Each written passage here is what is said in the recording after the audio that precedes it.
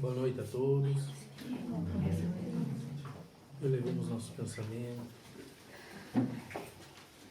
Busquemos nesse momento entrar em comunhão com Deus, nosso amado Pai. Jesus, nosso irmão amado. E agradecer por mais esse momento e mais essa oportunidade abençoada de estarmos todos reunidos entre irmãos e amigos para mais uma vez buscar o propósito do conhecimento, do estudo, para que possamos cada vez mais estar preparados para acolher e ajudar todos aqueles irmãos necessitados que nos chegarem.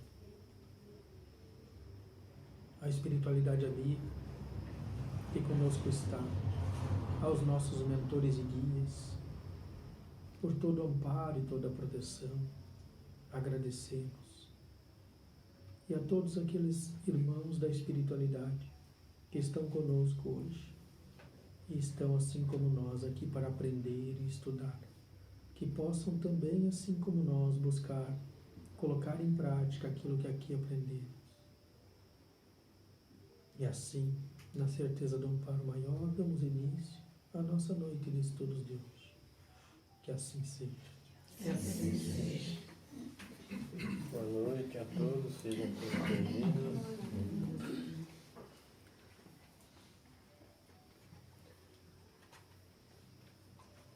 Vamos fazer a leitura então uma psicografia. E lembrando que o nosso estudo agora se divide em duas partes. A primeira, a leitura do Evangelho, e a segunda, a leitura do livro Céu e Inferno, meia hora de cada um. E as perguntas podem ser feitas a qualquer momento.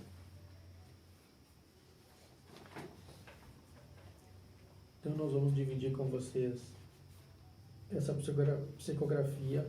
Chegou no dia 28/10/2021, pela Médium Cristiane.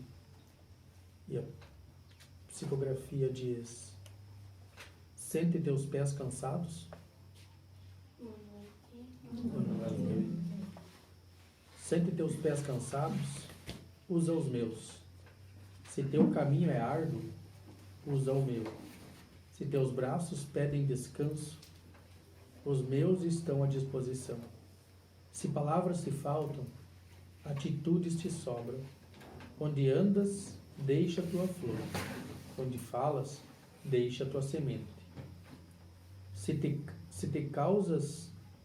cansas o caminho, olha as dores do teu irmão. Ele precisa do teu amor. Não duvide. A prova foi te dada. Agir, amar, cuidar, plantar, crescer e florescer. Amor e caridade. Abraço fraterno, Josué.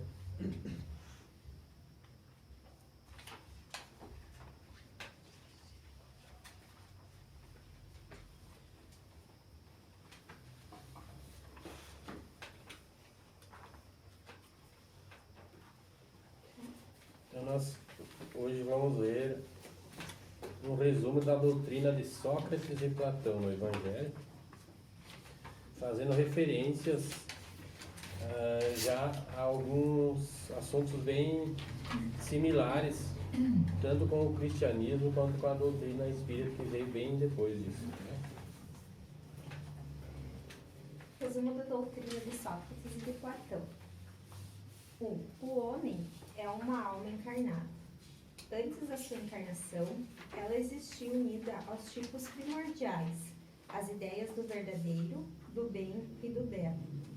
Deles se separa em se encarnando e recordando seu passado. Está mais ou menos atormentada pelo desejo de a eles retornar. Não se pode anunciar mais claramente a distinção e a independência do princípio inteligente e do princípio material. Por outro lado, é a doutrina da pré-existência da alma, da vaga intuição que ela conserva de um outro mundo ao qual aspira, de sua sobrevivência ao corpo, de sua saída do mundo espiritual para se encarnar e de sua reentrada nesse mesmo mundo depois da morte. É, enfim, o germe da doutrina dos anjos decaídos. Então, dentro da doutrina espírita também existe um questionamento a respeito dessa tristeza que volta e meia nos pega, mesmo não tendo motivo algum para a gente sentir aquela tristeza que vem, a gente não consegue explicar do que é. Parece uma melancolia, uma tristeza, uma saudade de alguma coisa e a gente não teria motivo nenhum para estar sentindo isso, né? Nós estar passando por momentos bons e de repente bate aquilo e, segundo tanto aqui na doutrina de Sócrates quanto no Espiritismo, a explicação seria que é a saudade do mundo verdadeiro, que é o mundo, a pátria espiritual. Por isso que volta e meia a gente sente essa saudade, que é a vontade do nosso espírito se desprender da matéria, do corpo, né, e se sentir mais livre. E volta e meia vem essa melancolia, essa saudade, e a gente não sabe explicar do que. Uma explicação seria essa aqui, né, da tentativa do espírito em se libertar e se tornar mais livre, retornando à pátria espiritual. Segundo, a alma se extravia e se perturba quando se serve do corpo para considerar qualquer objeto. Tem vertigens como se estivesse ébria, porque se liga a coisas que são, por sua natureza, sujeitas a mudanças. Ao passo que, quando contempla sua própria essência, ela se dirige para o que é puro, eterno e imortal, e, sendo da mesma natureza, fica aí ligada tanto tempo quanto o possa. Então seus descaminhos cessam, porque está unida ao que é imutável, e esse estado da alma é o que se chama sabedoria. Assim, o homem que considera as coisas de baixo, terra a terra, do ponto de vista material, se ilude. Para apreciá-las com justeza, é preciso vê-las de cima, quer dizer, do ponto de vista espiritual. O verdadeiro sábio, pois, deve, de alguma sorte, isolar a alma do corpo, para ver com os olhos do espírito. É o que ensina o Espiritismo. Então, aqui também é uma semelhança, porque a gente também aprende na doutrina, né, que todos aqueles que dão o valor só para as coisas materiais, ao corpo, estão em erro, né? E cedo ou tarde eles vão ser chamados para o conhecimento espiritual. Alguns obedecem esse chamado e outros, por breves momentos, são despertados, mas se negam a continuar e vivem aquela vida, ora no materialismo, ora quando precisa no espiritual, né? Mas poucos veem esse chamado como uma oportunidade de aprendizado, né? Então, em determinado momento, todo mundo é chamado a essas experiências espirituais, né? Para provar que não é só o mundo material que deve ter a nossa atenção, né? Não é errado nós termos uma preocupação com o mundo material, né? Com a nossa sobrevivência, com a nossa sobreexistência, tanto para o nosso bem da nossa família, nossos amigos, mas se nós nos concentrarmos só no hoje, só no plano físico, então nós estaremos também em erro, porque nós estaremos só vivendo pelo material. E do material nada se leva a não ser o aprendizado que a gente teve durante a encarnação. Terceiro, enquanto tenhamos nosso corpo e a alma se encontre mergulhada nessa corrupção, jamais possuiremos o objeto dos nossos desejos, a verdade. Com efeito, o corpo nos suscita 1000 obstáculos pela necessidade que temos de o cuidar. Ademais, ele nos enche de desejos, de apetites, de temores, de 1000 quimeras e de 1000 tolices. de maneira que, com ele, é impossível ser sábio um instante. Mas, se é possível nada conhecer com pureza enquanto a alma está unida ao corpo, é preciso de duas coisas uma: ou que não se conheça jamais a verdade, ou que se a conheça depois da morte. Livres da loucura do corpo, então conversaremos, é de se esperar, com homens igualmente livres, e conheceremos por nós mesmos a essência das coisas. Por isso, os verdadeiros filósofos se excitam para morrer. Exercitam para morrer, e a morte não lhes parece de nenhum modo temível. Então esse trecho que nos fala por mais que negássemos o mundo espiritual e vivêssemos só em virtude do mundo material, vai chegar um momento em que nós vamos nos deparar com essa verdade, mesmo que seja do outro lado. Então, quanto antes essa verdade nos for esclarecida, quanto antes estudarmos a respeito disso, mais preparados estaremos para o retorno, né? Mas mesmo aqueles que se negam a isso, eles vão inevitavelmente chegar a essa verdade, quando houver o desencarne, do qual ninguém escapa, né? Todos vamos ter que retornar. Então, se nós soubermos o quanto antes como isso funciona, mais preparados e mais conscientes estaremos quando houver essa passagem, né? Mas aqueles que se negam, inevitavelmente também conhecerão essa verdade, né? Mesmo que muitas vezes em estado de perturbação, justamente por não conhecerem, não entenderem o que está acontecendo, né? Como a gente já estudou em outras segundas-feiras. Eis aí o princípio das faculdades da alma, obscurecidas por intermédio dos órgãos corporais, e da expansão dessas faculdades depois da morte. Mas não se trata aqui senão de almas de elite, já depuradas. Não ocorre o mesmo com as almas impuras. Então, tudo vai da sintonia do momento do desencarne, né? Então, quanto mais estivermos sintonizados com o bem, quanto mais elevados, para uma região melhor, seremos atraídos automaticamente. Se nós estivermos desajustados ou ligados a energias negativas, energias baixas, seremos atraídos para uma região baixa, até que essa energia esteja em condições de nos possibilitar um resgate para conseguirmos sair desse local das energias negativas, né? E aí que entra o chamado umbral, né? O umbral é passagem, é um local de passagem, né? O umbral é como se fosse a soleira da porta ali, né? É esse vão entre esse lado e o outro lado, né? Então é esse meio ali. Então muitos espíritos, ao desencarnarem por estarem ligados às energias muito negativas, eles vão ter que ficar um tempo determinado, porque embora eles tenham saído desse lado, eles não podem chegar ao outro lado sem depurar aquelas energias negativas, né? E durante esse tempo eles vão ter que permanecer nesse vão, que é o umbral, para aí conseguirem acessar ao outro lado das energias melhores.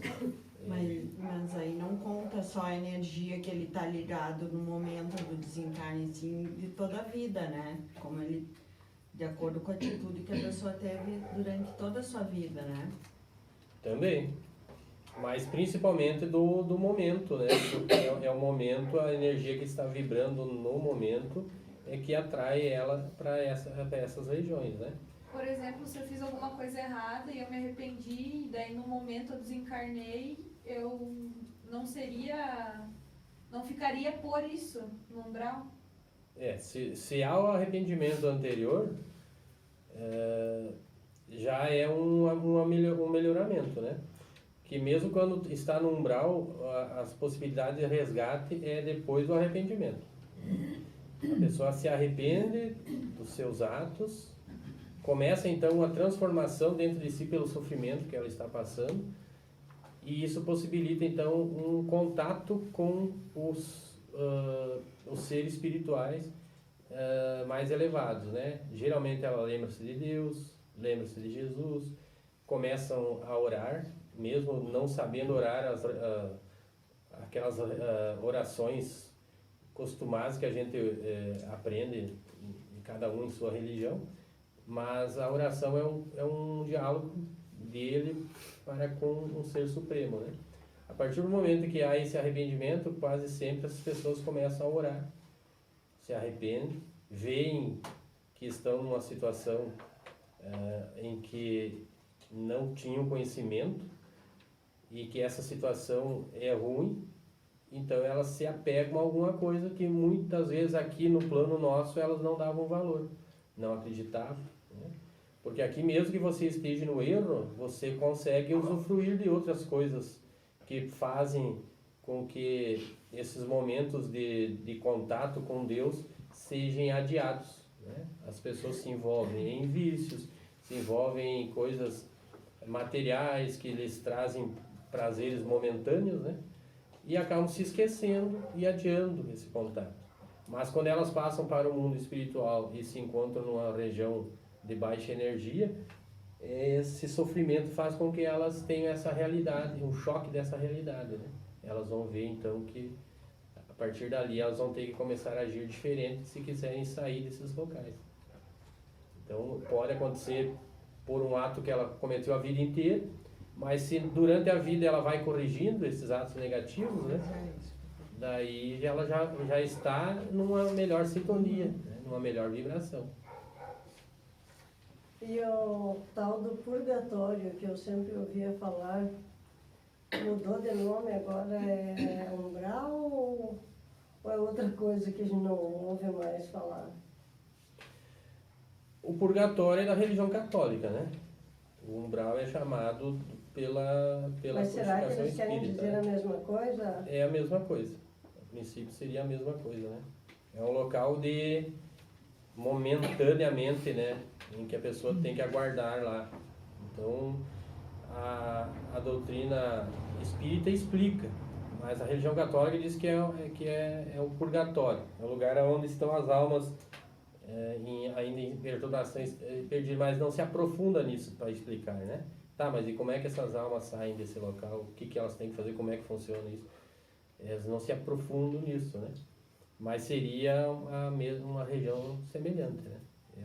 Digamos assim, em outras palavras, é a mesma coisa. Muito bem. E isso que é a contradição, né? Porque daí eles não acreditam em algumas coisas e ao mesmo tempo acreditam e falam desse local, né? E não acreditam em espiritismo e em espíritos e veneram santos que viveram aqui na Terra e que morrem e são canonizados, né? Quem são esses santos? São espíritos. Então, é para ver como eles vão ter que se adequar ao seu tempo, né, com isso, né? Porque as gerações que estão vindo agora vão encontrar essas contradições e daí vão querer uma explicação para isso, né?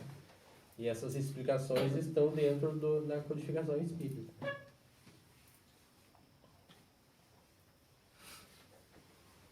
Quarto, a alma impura, neste estado, está entorpecida e é arrebatada de novo para o mundo visível, pelo horror daquilo que é invisível e imaterial. Ela erra, então, disse ao redor dos mausoléus e dos túmulos, perto dos quais viu por vezes fantasmas tenebrosos. Como devem ser as imagens das almas que deixaram o corpo sem estar inteiramente puras e que retêm alguma coisa de forma material, o que faz com que o olhar possa percebê-las. Essas não são as almas dos bons, mas dos maus, que são forçadas a errarem nesses lugares, onde carregam o castigo de sua primeira vida, e onde continuam a errar, até que os apetites inerentes à forma material que se dera conduzam-nas a um corpo, e então elas retomam, sem dúvida, os mesmos costumes que durante sua primeira vida foram objeto de suas predileções.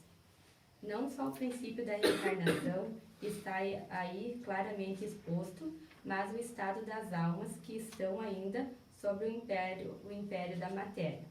Está descrito tal como o Espiritismo o mostra nas invocações. A mais, está dito que a reencarnação num corpo material é a consequência da impureza da alma, enquanto que as almas purificadas estão livres delas. O Espiritismo não diz outra coisa, acrescenta apenas que a alma que tomou boas resoluções na erraticidade e que tem conhecimentos adquiridos, leva, em renascendo, menos de defeitos, mais de virtudes e mais de ideias intuitivas que não tiverem em sua precedente existência, e que assim, cada existência marca para ela um progresso intelectual e moral. Então, até nessa quarta existe uma semelhança, né? De que uma única existência é impossível de nosso espírito adquirir a pureza necessária para já habitar um local superior e não haver necessidade de reencarnações. Então, nesse sentido, as duas falam a mesma coisa, né? Que isso é explicado pela reencarnação da necessidade que temos de, em cada existência, melhorarmos um pouco mais, né? Que uma única existência seria impossível alguém melhorar ou evoluir tanto em uma única existência, né? O suficiente para não ser necessário passar por a reencarnação aqui no nosso planeta novamente. Quinto, depois da nossa morte, o gênio, daimon, demônio, que nos fora designado durante nossa vida, nos conduz para um lugar onde se reúnem todos aqueles que devem ser conduzidos ao Hades, para aí serem julgados. As almas, depois de terem permanecido no Hades o tempo necessário, são reconduzidas a esta vida, em numerosos e longos períodos. É a doutrina dos anjos guardiões, ou espíritos protetores, e das reencarnações sucessivas, depois de intervalos mais ou menos longos de erraticidade. Então aqui também, né? O Hades seria as colônias, né? Antes de serem levados às colônias, aqui eles dizem o gênio, daimon ou demônio, né? Era um termo usado, o demônio, o gênio, para espíritos, né? Espíritos, aqui fala, no caso, cada pessoa tem o seu protetor, seu mentor, o seu espírito guardião, né? Então, esse espírito seria encarregado de, na hora do desencarne, levar essa pessoa até esse local, né? E daí, depois de haverem estado lá por um tempo necessário, são reconduzidas novamente para uma nova reencarnação, né? Então é o que acontece também dentro da explicação espírita, que todos nós ficamos por um período X, estudamos, nos interessamos por assuntos dos quais queremos nos melhorarmos e até no que podemos exercer como uma profissão na próxima encarnação. Estudamos referente a isso no plano espiritual. Lá existem escolas, existem várias possibilidades de estudos, de aperfeiçoamento em cada área. E novamente vamos reencarnar. Podemos reencarnar numa outra profissão ou na mesma profissão que já exercíamos em outra encarnação. Mas vamos continuar novamente a partir do momento que nós fizermos o nosso plano reencarnatório, já estivermos evoluídos o suficiente para isso, né, para uma nova reencarnação. O tempo em que isso vai levar é muito relativo, né? A gente não pode ser assim, é mais ou menos tantos anos, né? Então, vai tudo da necessidade, e é o plano espiritual que conduz isso, né, da necessidade de cada um. Já há casos assim que as pessoas ficam pouco tempo desencarnadas e já reencarnam de novo até na mesma família, na própria família que já estavam, né? Ela estava como um tipo de parente, desencarnou e veio como filho, como neto, né? Na próxima encarnação. Tudo tem um porquê, uma necessidade. Como nós já vimos, daí a pergunta, mas daí a gente passa pro lado de lá e não encontra mais a pessoa. mas a gente, embora não encontre ela, porque ela não está lá mais desencarnada, ela já reencarnou novamente, mas a gente sabe aonde ela está, a gente vai ter o contato com ela, né? E durante o desdobramento do sono a gente vai poder interagir com essa pessoa, mesmo que ela não lembre depois, e ela vai ter um porquê que ela está reencarnada, ou porque ela ficou tão pouco tempo na erraticidade ou no plano espiritual e já reencarnou de novo, né? Tudo existe um motivo. Até tem um caso bem interessante, tem o apresentador da Praça é Nossa, o Carlos, né? Carlos Alberto. Alberto. Carlos Nóbrega, né? E ele desencarnou o pai dele, se não me engano. E ele afirma, e já contou essa história, e pode ser encontrada no YouTube, que ele afirma que, eu não sei se é um neto ou um filho dele, que ele tem certeza que é a reencarnação do pai dele. Pelo laço afetivo, pelo que eles conversam um com o outro e pela afetividade que eles tinham antes do desencarne, né? E ele tem certeza que é a reencarnação do pai dele. E pode ser também, né? Não é descartada essa possibilidade. Tem como a gente saber? Tem que perguntar para os espíritos. Porque na verdade Com certeza você vai não, né? sentir intuições, tipo, a criança pode te falar algo de que a pessoa falaria, ou que Sim. a pessoa saberia. Eu perguntei porque eu tenho um amigo meu que me perguntou se tinha como a gente saber, porque ele falou que ele sente que é a mãe dele, a sobrinha dele é a mãe dele que reencarnou nela. Com certeza não tem, né? A não ser que nosso espírito guia, por algum motivo, confirmasse. Ele disse né? que ele sente pelo laço afetivo que ele tinha, mesma coisa como se fosse a mãe dele, assim. Ele ama ela, é um amor muito incondicional, ele disse. Diferente.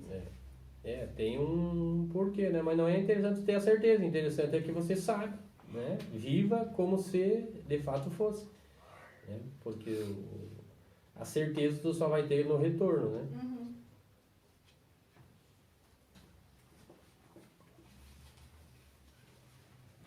Sexto, os demônios enchem o espaço que separa o céu da terra. São o laço que une o grande todo consigo mesmo. A divindade, não entrando jamais em comunicação direta com o homem, é por intermédio dos demônios que os deuses comerciam e conversam com ele, seja durante a vigília, seja durante o sono. A palavra daimon, que deu origem a demônio, não era tomada no mau sentido na antiguidade, como entre os modernos. Não se dizia exclusivamente dos seres malfazejos, mas de todos os espíritos em geral, entre os quais distinguiam-se os espíritos superiores chamados deuses, e os espíritos menos elevados, ou demônios propriamente ditos, que se comunicavam diretamente com os homens. O Espiritismo diz também que os espíritos povoam o espaço, que Deus não se comunica com os homens senão por intermédio dos espíritos puros, encarregados de transmitirem suas vontades, que os espíritos se comunicam com eles durante a vigília e durante o sono. Substitui a palavra demônio pela palavra espírito, e tereis a doutrina espírita, tereis a doutrina espírita. Colocai a palavra anjo e tereis a doutrina cristã. Então são designações que cada crença ela usa um palavreado, né? Mas no contexto geral da filosofia há uma semelhança muito grande, né?